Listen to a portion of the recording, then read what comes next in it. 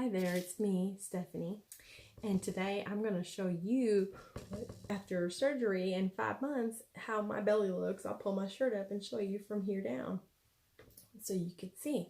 Also as well, I want to give you a surgery update. It's been 5 months since my gastric sleeve. I started losing, had that in December of 2018. It's now May of 2019.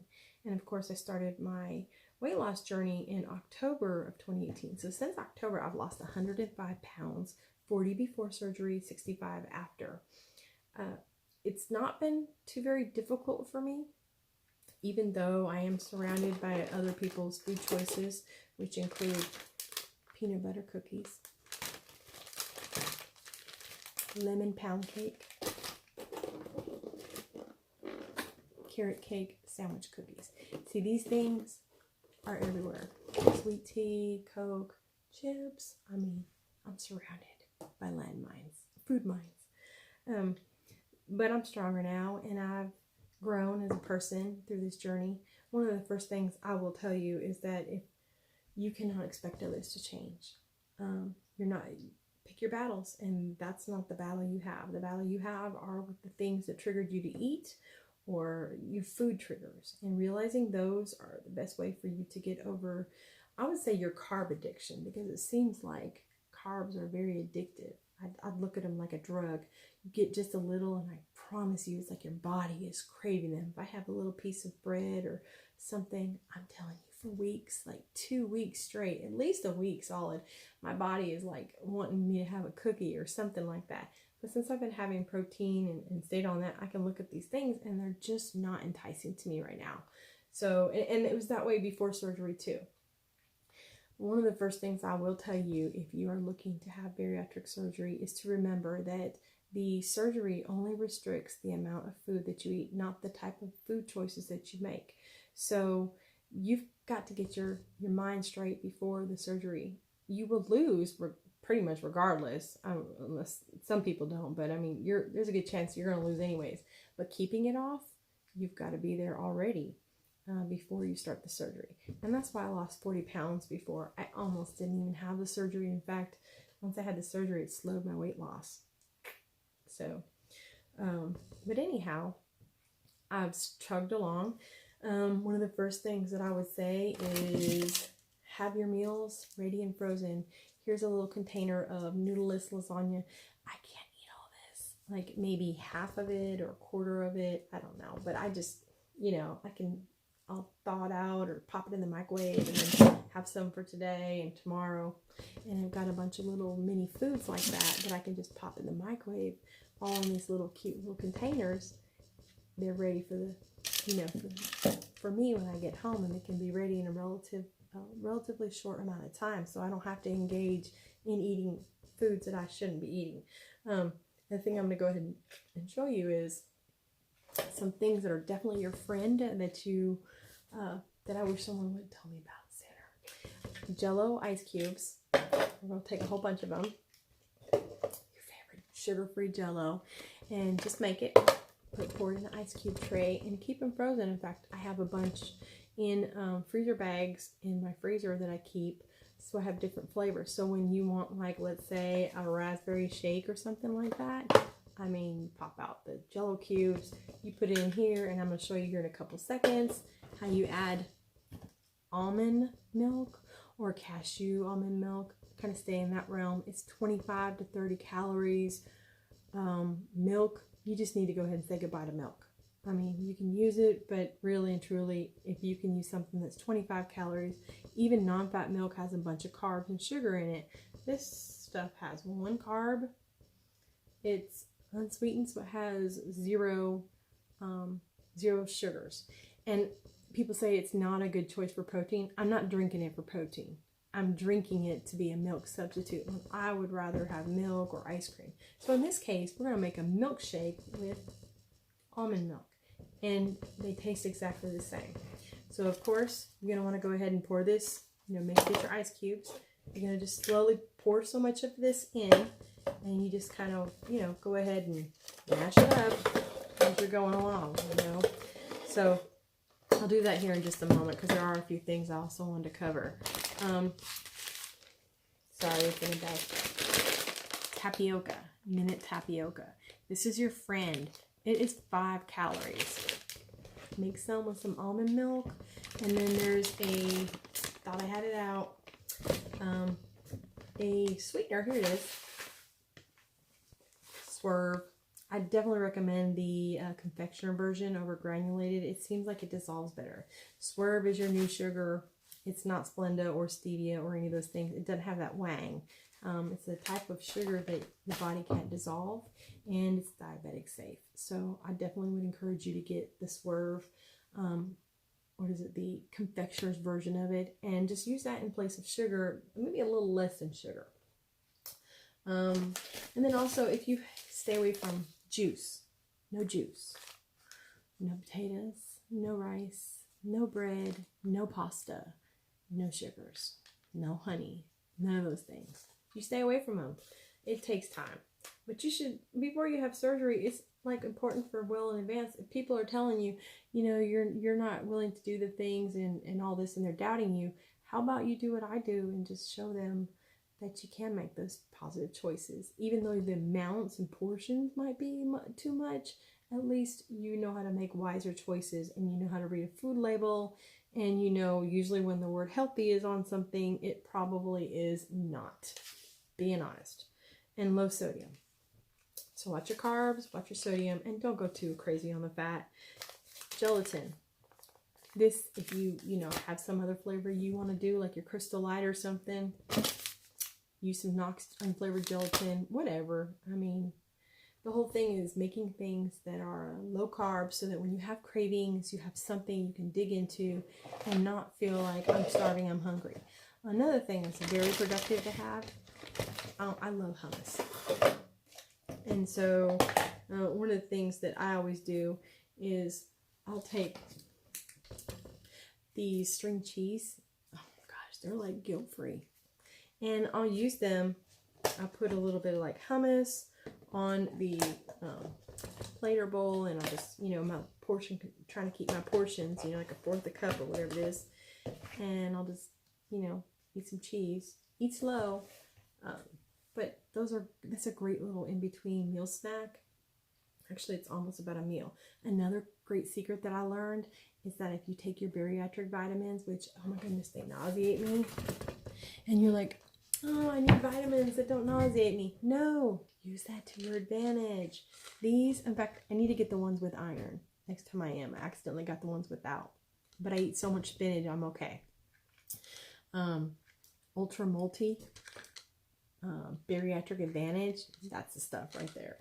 So you have to take 3 of them a day, and they definitely make you feel nauseated. I mean, I can't take all 3 at a time. Forget it.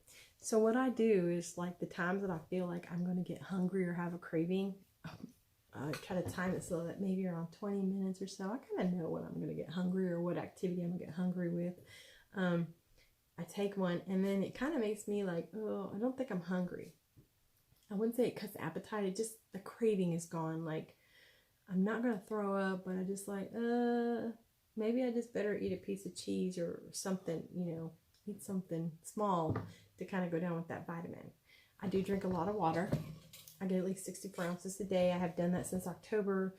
I actually get more, but I do make a point to at least get 64 ounces a day. I usually put Crystal Light water in there to kind of, change up the flavors, because water gets so old after a while. And then I still take 60 grams a day of protein through my Nectar Syntrax unflavored, because I can put my Crystal Light in there, and then my, my little bariatric, or my protein powder, and it doesn't feel like I'm drinking a shake. It's not fluffy or any of that. It just dissolves beautifully, and you don't even know it's in there. So I don't feel like I'm drinking a shake or my protein. I do eat things like chicken and stuff like that, cottage cheese. I do lots of things to get my protein that way, but I always make sure, no matter what, I at least got my 60. I do like 20 or 30, depending on, what I'm drinking a day or at each sitting. But it doesn't take the place of my meals. Like I said, it's just maybe something I kind of use to go in between. So let's go ahead and get started with making our little shake here. You don't want to pour in some, just start putting some milk. And take a couple cubes at a time. I've tried to do this where I put a whole bunch of cubes in all at once, and it does not work out very well. I'm just being honest. And you're going to go ahead. Oh, goodness.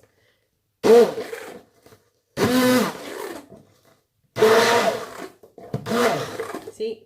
And you're just going to sit there and add them one or two at a time. And just keep going at it.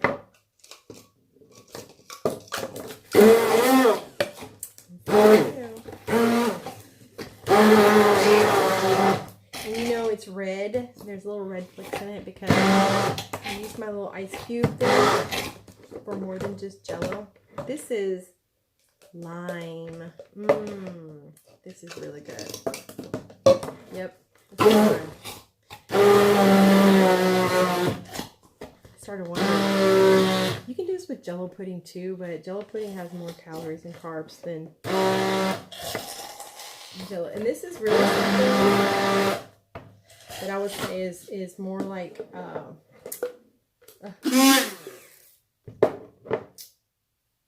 man, I'm sort of scared. Don't do this at home. Wait, there you go.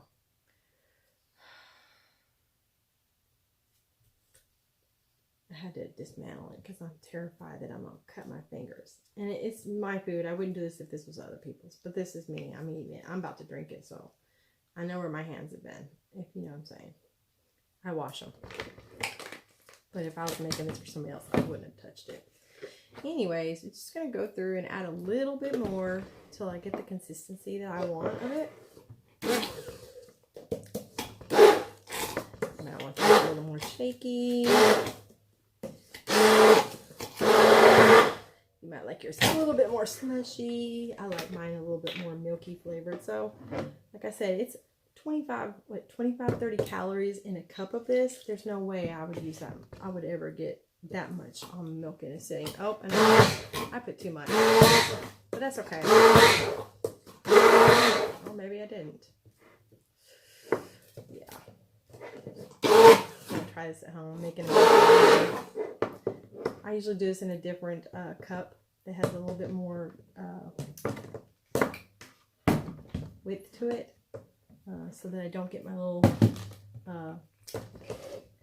this stuck in it. But unfortunately, I was trying to show you how it looks. All right, so there's that. And the next thing, well, I gotta try it. Hold on. I didn't put a whole bunch in there. You can add more milk. I didn't. Hold on. That is delicious. Oh my gosh. This is really good. There is something wrong with you if you don't like this. And that right there, kind of cuts your, like when you're craving like something like a milkshake or something. If you can tolerate almond breeze, then this is definitely for you. All right, so let's go ahead and get started with the next part, which as promised was I was gonna pull up my shirt a little bit and show you. But this is very vulnerable for me to do this, but I think it's important for you to see where I am in my surgery, because it's, you know, I think somebody did this and it kind of helped me. But I also want you, don't ever compare your results to somebody else's, but I do want you to think about, are you eating bread, rice, potatoes, sugar, pasta? Because those things do make a huge difference in the weight loss. And I think the way that you gain, that you lose your weight, I've kept my figure. One I kind of didn't have, I don't think I've seen since high school, but, you know, I'm not perfect. But I do think I'll be swimsuit ready this year. All right. So, make sure I don't have my panties pulled up. Okay. There you go. Don't want to show you my panties, okay? So, this is where I'm at. I mean, it's not too terrible. I mean, I don't really have to wear like a girdle or nothing like that. It's not terrible. I don't fall apart when I take my clothes off, and that's always nice. But I really did have a lot of, I was really big. I mean, I guess, I don't know if you see pictures, whatever. And I'm still working on it. You know. Look. Yeah. I stopped doing push-ups. I haven't done them as much. I noticed a difference when I did push-ups. As you lose weight, one of the best things I can tell you, as you're losing weight, make sure that you're doing some toning exercises. It does help. It does make a difference. There's people that like to do what I call the sit and fit, meaning they're just going to starve themselves and they look starved. Either that or their metabolism shuts down and it takes them longer. But at the end of the day, you know, there's those people and they always say, oh, people told me I wasn't eating enough and I'm losing too much weight and I need to gain weight. Okay, if you are doing toning exercises as you're going along, you're going to lose, it's going to be easier for you to lose weight simply because your body requires now more calories to operate. And so, like I said, I just jogged that 1 mile. I got to work on my squats a little more. I'm going to have to put more in there because I'm not seeing as much results, but I'm not bad. Like, I didn't have a caboose or anything like that to start with. And I see a lot of folks and they complain about their loose skin and things like that. And I feel like I've been really fortunate. This is because I haven't, I mean, I know this is going to be here, but like in my legs, I've done the squats. I'm not seeing that kind of like flabby skin, if that makes sense. It's not toned. I don't have muscle. Your skin, if you got to drink water. If you want to, you know, stay elastic. I'm 45. I am 45 years old. Look at this. I have noticed wrinkles that I don't have. I did not get enough water in today, and now I can see wrinkles. Like, I noticed when I don't follow what I'm supposed to do every day, my body looks different. I'll see wrinkles, and like I said, being 45 and I've lost a good bit of hair, but again, I've had a great little journey. I haven't lost as much as people do. I always lose it here and there though still. It's got its problems. Like when I first did it, I wanted to blame everybody and say, you know, it's because you didn't support me or this, that, and the other, or you're making it difficult on me, or, you know, I mean, you come home and there's everything you shouldn't eat on the table and you know, you've been really clear you can't eat these things. I just came to have closure that I need to pick my battles. And I did things like light candles. I still do to help cut the smell of maybe pot roast in the air. On these weight loss forums, there are people that sit there and they post pictures of these things they eat that they shouldn't, like a McDonald's burger. Come on now. I mean, those are the same people complaining about stalling, and you just kind of follow along and they don't get the results or progress that they want. So at the end of the day, I guess my whole thing to say to you is that I'm very proud where I've been. I tweaked my mental game before I went into this. And I just took the surgery to help me kind of seal it in long term. But my lifestyle after the surgery is the same as it was before, in terms of like what I eat, the type of foods I eat. I was actually kind of doing pretty good on that portion control because like pre-op, I even found these, like I said, these vitamins, they kind of help cut appetite because they just make you kind of a little, not like you want to throw up, but just leading down that path. Like, I don't know, like when you go around the corner somewhere, you're like, oh, and then it's gone. But it's enough that it's like, yeah, I just don't think I want those cookies. I mean, it helps. So I try to time those in places where it's strategic. Keeping things like string cheese around, using those to dip into right here. String cheese will be my dipper for hummus. I don't do chips. I don't do bread. I don't do carbs. And I haven't had any stalls. I have been losing at least 1 to 2. I was a 3X when I started. I should post a picture. You guys, if I posted a picture of where I was in October, I mean, my first video, I'd already lost 40 pounds before I even went into this. So, I mean, like, I was that person. And I have some videos and I was really big. But now, one of the benefits of having this surgery is that I don't fear angles. You know, before you're like, oh. I don't have that anymore. I would definitely recommend the sleeve over bypass unless you have acid reflux, simply because the bypass has so many food restrictions, and you might lose a little more. They might advertise or say more, but I'll be honest with you, I'm gonna lose what I need to lose, and then I'll be able to stop. You've got a bypass, and you got like,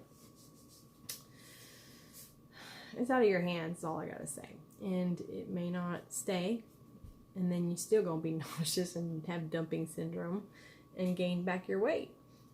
With the sleeve, at least it was just like restrictive for maybe like 6 months. They say after 5 years, if you know, you're gonna be right back where you are. So that's why I definitely encourage you to go and get your head game straight. Like, you might not be able to control your portions, but you can make positive food choices. And you've got to learn to keep things in your cabinet and refrigerator for those times when you have an urge. And if there's people that are posting things on Facebook, such as food, you don't have to like temporarily put them on pause. Facebook has a really great snooze. Sometimes when I go to those forums and people post things that we shouldn't eat or that they made for their family, I'm just like, why are you sabotaging everyone? I'm so serious. Like, it's hard enough. I live in a household full of sweets. I can't eat them. And sometimes your escape is to go and look on Facebook or go jog, and it seems like jogging is the only place where I can go that there's not people thinking about food. I have a second job I picked up so that I could avoid dinner and be working instead of eating at a grocery store. And sometimes I have to work in the deli from like 5 to 7:30, and oh my gosh, surprising enough, I'm not hungry for any of it. I guess it just kind of cured me. But the whole point with that was to allow me to basically avoid dinner time without being awkward about it. You know, like, hey, I got a second job, and then when I get home at 7:30, I can eat, you know, what I need to eat, my dinner, my chicken or my spinach. Cardoons, oh my gosh, I'm gonna do a whole video on these. Cardoons are your new potato. If you can get your hands on them, they taste like artichoke. They look like giant celery. You parboil them in lemon juice for about 20 minutes, and then you can freeze them or whatever, put them in a container, and then you just add it to your recipe instead of potatoes, like beef stew and things like that. You're not going to be able to make scalloped potatoes with it, but it has a slight artichoke potato flavor, and it has like virtually no calories, no carbs. It actually has protein in it. I don't know how that all came about. All right, well, listen, so sorry the video is so long. I just had a lot to share with you, and I'll try to do more short videos about certain type of subjects like family and things like that. In the meantime, please feel free to comment below. Ask me questions. If there's things that you want me to check out or try, because you're thinking to try it and you just want an honest review for yourself, let me know. I'd be happy to go and order the product and let you know what I think. I will say that if you have like an eating disorder or something like that, that you feel like you overeat, it may be helpful for you to get mental help or mental support that you need to get yourself in the right path and the right habits, you know, before you go into surgery, because you want to be successful. You don't want to be the person that goes through and everybody says don't do it and you do it anyways, and then you go and you lose all this weight, and then it's like flowers for Algernon. You gain it right back because you say, well, I can do this in moderation. Well, if you could eat those things in moderation after the surgery, shouldn't you be able to moderate yourself now? So I just say stay away from the gray, because if I start eating a cookie, I probably eat more than one. And then, like I said, it seems like when I eat something carby, it's like a piece of bread or whatever, it's like, I swear, for like 2 weeks, at least for a week or 3 days, I'm solidly trying to resist carbs. It's like one leads to another. All right, you have a great day. Talk to you again in 6 months. In month 6, I have to go see family in Washington State. That's